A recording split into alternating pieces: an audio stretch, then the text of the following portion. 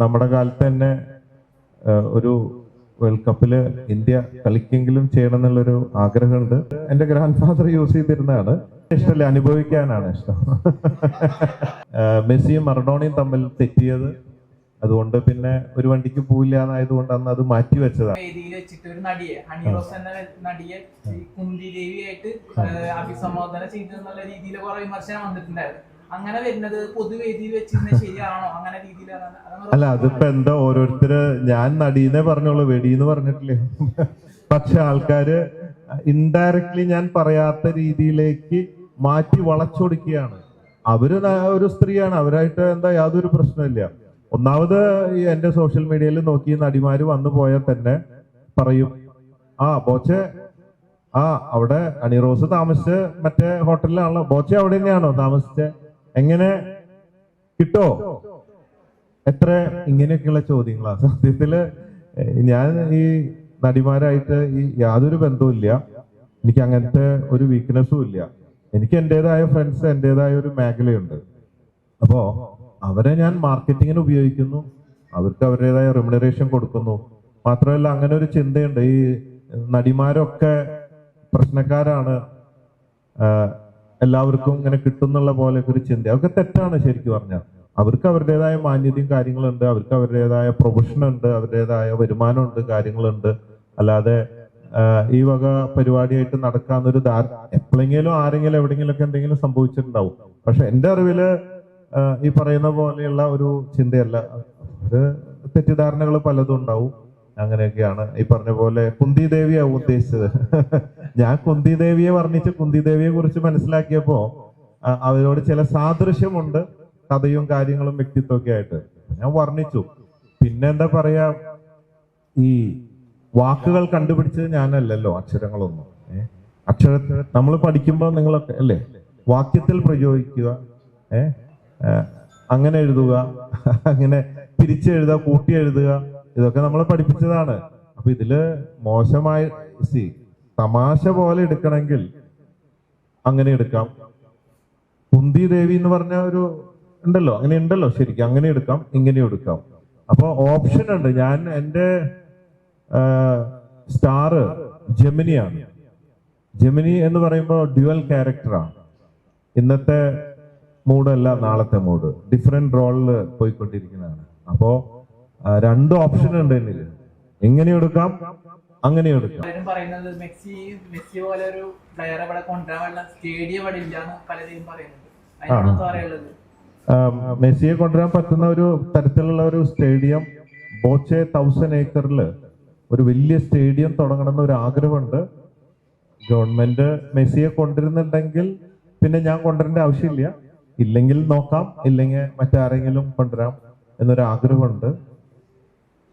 Maradona ഉള്ള കാലത്ത് തന്നെ മെസ്സിയെ കൊണ്ടുവരാൻ വേണ്ടി ഞാൻ അർജന്റീനയില് പോയി അവിടെയൊക്കെ കണ്ട് സംസാരിച്ച് ഓക്കെ ആയി.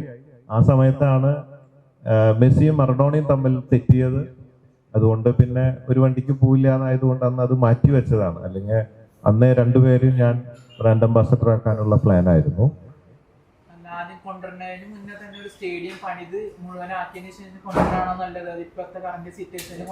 അല്ല, ഞാൻ കൊണ്ടുവരുമ്പോ സ്റ്റേഡിയം സെറ്റ് ചെയ്തിട്ടേ കൊണ്ടുവരുള്ളൂ. ഒരു ഓപ്ഷൻ വയനാടാണ്, അവിടെ ഇഷ്ടംപോലെ ലാൻഡ് ഉണ്ട്. അല്ലെങ്കിൽ പിന്നെ ഇവിടെ എനിക്ക് ഒരു 62 ഏക്കർ ഭൂമി ഉണ്ട്, അല്ലെങ്കിൽ ഇനി വേറൊരു ലാൻഡ് വാങ്ങാൻ നോക്കുന്നുണ്ട്. അങ്ങനെ വലിയൊരു സ്ഥലത്ത് സ്റ്റേഡിയം, അതിനോട് ബന്ധപ്പെട്ട സൗകര്യങ്ങളൊക്കെ ഒരുക്കിയിട്ട് ഒരു 1 ഡേ സെലിബ്രിറ്റി മാച്ച് വെക്കുക. പിന്നെ അതിനുശേഷം അർജന്റീനിയൻ കോച്ചസിനെയൊക്കെ കൊടുത്തിട്ട് ട്രെയിനിങ് കൊടുക്കുക. അങ്ങനെയൊക്കെ ഒരു നമ്മുടെ കാലത്ത് തന്നെ ഒരു വേൾഡ് കപ്പില് ഇന്ത്യ കളിക്കെങ്കിലും ചെയ്യണം എന്നുള്ളൊരു ആഗ്രഹമുണ്ട്. അതില് എന്തുകൊണ്ടും കേരളത്തിൽ നിന്ന് കുറച്ചു പേര് ഉണ്ടാവണം എന്നൊക്കെ ഒരു ആഗ്രഹമുണ്ട്. അതിനൊക്കെ വേണ്ടി ശ്രമിച്ചു നോക്കണം എന്നൊക്കെ ഉണ്ട്. ഒരു കൈ ചെയ്യുന്ന വലത് കൈ അറിയാൻ പാടില്ല, അങ്ങനത്തെ ഒരു സിസ്റ്റം ശരിക്കുമുണ്ട്. അങ്ങനെ ഈ വീഡിയോ ചെയ്യുന്നത് നല്ല കാര്യമായിട്ട് തോന്നുന്നുണ്ട്. അല്ല, നമ്മളിപ്പോ എന്ത് ചെയ്താലും കുറച്ചു പേര് അതിനെ ഇതാക്കിക്കൊണ്ടിരിക്കും. നമ്മൾ ഒരുപാട് വീട് വെച്ച് കൊടുത്തിട്ടുണ്ട്, ഒരുപാട് കാര്യങ്ങൾ ചെയ്തിട്ടുണ്ട്. ഞാൻ കാസർഗോഡ് ടു തിരുവനന്തപുരം 812 കിലോമീറ്റർ ഓടുമ്പോ ഞാൻ അന്ന് തിരുവനന്തപുരത്ത് വെച്ച് മുഖ്യമന്ത്രി വഴി 13-14 കോടി രൂപയാണ് ചെക്കായിട്ട് കൊടുത്തിട്ടുള്ളത്. അന്ന് പോലും അതിനെതിരെ പലരും പറഞ്ഞിട്ടുണ്ട്. ഞാനൊരു 100 കോടി രൂപയോളെങ്കിലും എൻ്റെ ഒരു 10-25 വർഷത്തിനുള്ളിൽ ചാരിറ്റിക്കായിട്ട് ചെയ്തിട്ടുണ്ട്. പക്ഷെ നമ്മൾ എന്തൊക്കെ ചെയ്താലും നമ്മളൊന്ന് പ്രതീക്ഷിക്കണം, കുറച്ചു പേരെങ്കിലും നമ്മളെ അത് നെഗറ്റീവായിട്ട് പറയുമെന്ന് നമുക്ക് മനസ്സിലായിട്ട് തന്നെ ചെയ്യണം. അപ്പൊ നമുക്കൊരു വിഷമം അതിലുണ്ടാവില്ല. നമ്മൾ പ്രതീക്ഷിക്കുന്നതാണ്. അത് ഹ്യൂമൻ സൈക്കോളജിയാണ്, അത് വേണം. എല്ലാവരും പോസിറ്റീവായ പിന്നെ എന്താണ്, നെഗറ്റീവ് ഉണ്ടാവുമ്പോഴാണ് നമുക്കത് പോസിറ്റീവ് ആക്കാൻ പറ്റുള്ളൂ എന്നുള്ളത്. ഒരു കപ്പിളിനെ കണ്ടു, പിന്നെ പലപ്പോഴും വന്നിട്ട് ഭയങ്കര ഫോട്ടോ ഒക്കെ എടുത്ത് ഷെയ്ക്കിന്റെ തന്നു. അപ്പൊ അവര് കൈ പിടിച്ച് നടക്കുകയാണ്, തോളിൽ കൈയൊക്കെ ഇട്ടിട്ട്. ഞങ്ങളിപ്പോ ഇങ്ങനെയൊക്കെയാ നടക്കുന്നത്, ധൈര്യം ബോച്ചയുടെ എന്നാന്ന് പറഞ്ഞു. ഞാൻ പറഞ്ഞു, ഞാൻ ഇപ്പൊ ഇങ്ങനെ കൈയിട്ട് നടക്കാറില്ലല്ലോ. അങ്ങനെയല്ല, ബോച്ച വീഡിയോ ചെയ്യുന്നു, പലതും പറയുന്നു. അപ്പോ അതൊരു ഇൻസ്പിറേഷനാണ് ഞങ്ങൾക്ക്. നല്ല ധൈര്യത്തിൽ, എന്തിനാ ഒളിവിലും മറയിലും പോയിട്ട് ചെയ്യണേ? അങ്ങനെ ഒരു പകൽമാന്യനാവണേലും നല്ലത് ഉള്ളത് ചങ്കുറ്റത്തിൽ ധൈര്യമായിട്ട് ഓപ്പണായിട്ട് ചെയ്യല്ലേ നല്ലത് എന്ന ആ ഡയലോഗുകളും പലതൊക്കെ ഞങ്ങൾക്ക് ഇൻസ്പിറേഷനാണ്. അപ്പോ പക്ഷെ അതേസമയം തന്നെ പേരൻസ് തന്നെ കാണുമ്പോ ബോച്ചെ ചില കാര്യങ്ങളൊക്കെ ഇങ്ങനെ പറയുന്നോണ്ട് പിള്ളേരോട് ഇപ്പൊ ഒന്നും പറഞ്ഞുകൂടാ. എന്തെങ്കിലും പറഞ്ഞ ബോച്ച ഇങ്ങനെയാണല്ലോ പറഞ്ഞേ, ബോച്ച അങ്ങനെയാണല്ലോ ചെയ്യുന്നത് എന്ന് പറയുമ്പോ ഞങ്ങൾക്കൊന്നും മിണ്ടാൻ പറ്റുന്നില്ല. അപ്പൊ ഞാൻ പറഞ്ഞു, കുറച്ച് ഫ്രീഡം ഒക്കെ കൊടുക്കുന്നത്, ഇങ്ങനെ പൂട്ടിയിട്ടിട്ടൊന്നും വളർത്തണ്ട, അവര് വളരട്ടെ, അവർക്ക് അതിനുള്ള തിരിച്ചറിവും കാര്യങ്ങളൊക്കെ ഉണ്ടാവുമല്ലോ എന്നൊക്കെ പറഞ്ഞിട്ട് പൊതുവെ ഞാൻ പ്രൊമോട്ട് ചെയ്യാണ്. മറ്റേതൊരു കളവ് കുറ്റം പോലെ മറവിൽ ചെയ്യുന്നത് കുറ്റമാണ്. ഇതൊക്കെ രണ്ടുപേർക്ക് ഇഷ്ടമാണെങ്കിൽ പിന്നെ എന്താ കുഴപ്പം? കോടതിയൊക്കെ പറയുന്നത് അത് തന്നെയല്ലേ. അതാണ്, അങ്ങനെയാണ് അതിന്റെ. അപ്പൊ ശരിയാണ്, തീർച്ചയായിട്ടും ഫ്രീഡം വേണം, ഇവിടെ എല്ലാം വരണം, നൈറ്റ് ലൈഫ് വരണം. നമ്മളിപ്പോഴും ആൾക്കാർ ഗോവയ്ക്കും ബാംഗ്ലൂർക്കും പോവാണ്. ഇഷ്ടമല്ല, അനുഭവിക്കാനാണ് ഇഷ്ടം. സിനിമയിൽ ഒരുപാട് അവസരം വന്നിട്ടുണ്ട്, പക്ഷെ അഭിനയിച്ചിട്ടില്ല. എന്തോ അങ്ങനെ തോന്നിയിട്ടില്ല. ഞാൻ മന്ത്രിയാവില്ല, നടനാവില്ല, അങ്ങനെയൊക്കെ. പിന്നെ അതിന്റെ കാരണം അഭിനയിക്കാന്ന് പറഞ്ഞു കഴിഞ്ഞാൽ അത്ര എളുപ്പമുള്ള കാര്യമൊന്നുമല്ല. ഭയങ്കര കഷ്ടപ്പാട് എന്തൊക്കെ കാണണം. ഞാൻ 1-2 ഷൂട്ടിംഗ് കണ്ടപ്പോ ഞാൻ തീരുമാനിച്ചു, ഇപ്പൊ ഒരു ഷോർട്ട് കട്ട് വന്നിട്ടുണ്ട്, അതുകൊണ്ട് ഒരു ചാൻസ് നോക്കുന്നുണ്ട്. AI വെച്ചിട്ട് നമ്മൾ അഭിനയിക്കാതെ തന്നെ ചെറിയ ചെറിയ ഭാഗങ്ങളൊക്കെ ഷൂട്ട് ചെയ്തിട്ട് ബാക്കി AI വഴി ചെയ്യാന്ന് പറയുന്നുണ്ട്. അങ്ങനെയാണെങ്കിൽ മറഡോണേനെയും ബ്രൂസ്ലീനെയും ഒക്കെ വെച്ചിട്ട്, ബ്രൂസ്ലിയുടെ പെർമിഷൻ ആയിട്ടില്ല, I am trying, 3 super heroes വെച്ചുകൊണ്ട് ഒരു ഇങ്ങനെ ഒരു ലീഡിങ് OTT പ്ലാറ്റ്ഫോമില് കുറച്ച് 2-3 വർഷത്തേക്ക് പോകാനുള്ള നല്ല അടിപൊളി ഒരു കഥയുണ്ട്. അത് വെച്ചിട്ട് ഇങ്ങനെ ചെറിയ ഭാഗങ്ങളൊക്കെ ഒന്ന് നോക്കുന്നുണ്ട്. നോക്കട്ടെ എങ്ങനെയാണെന്ന് അറിയില്ല.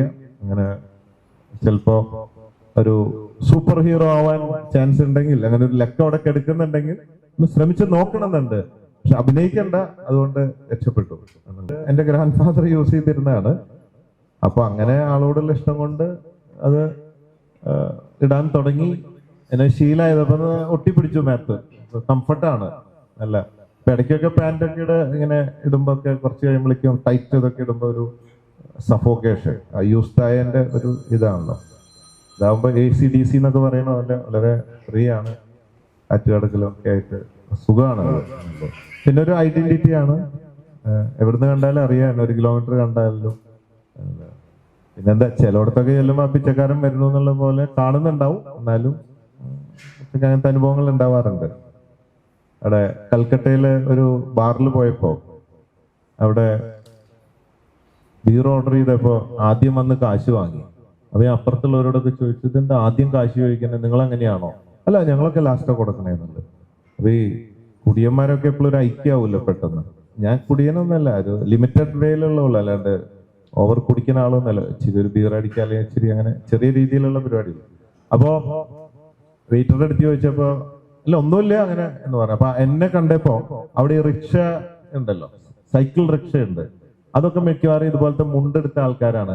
അപ്പൊ അവര് വന്നിട്ട് കാശ് തരാണ്ട് പോവും എന്ന് ഓർത്തിട്ടാണ് അഡ്വാൻസ് ആയിട്ട് കാശ് എന്റെ വാങ്ങിച്ചു വെച്ചത്. അപ്പൊ അങ്ങനെ ചില സ്ഥലത്ത്, അറിയപ്പെടാത്ത സ്ഥലത്തൊക്കെ നമ്മളൊരു പിച്ചക്കാരന്റെ പോലെയൊക്കെ കാണാറുണ്ട്. എന്താണ് അറിവ് എന്ന് വെച്ചാൽ പേടിക്കാതെ ജീവിക്കണം. എങ്ങനെ പേടിക്കാതെ ജീവിക്കണം എന്ന് ചോദിച്ചു കഴിഞ്ഞാൽ, we just want to die. നമ്മളൊക്കെ ചാവാൻ വേണ്ടി ജനിച്ച സത്യമാണ്. അത് ഒരു ദിവസം സംഭവിക്കും. എന്നും പേടിച്ച് മരിക്കണ്ട എന്നതാണ്. അപ്പോ നമ്മൾ ഉള്ളത് കൊണ്ട് സംതൃപ്തിയിൽ ധൈര്യമായിട്ട് മുമ്പോട്ട് പോവുക. കൂടുതൽ വാർത്തകൾക്കായി B4 Blaze ഫോളോ ചെയ്യൂ, സബ്സ്ക്രൈബ് ചെയ്യൂ.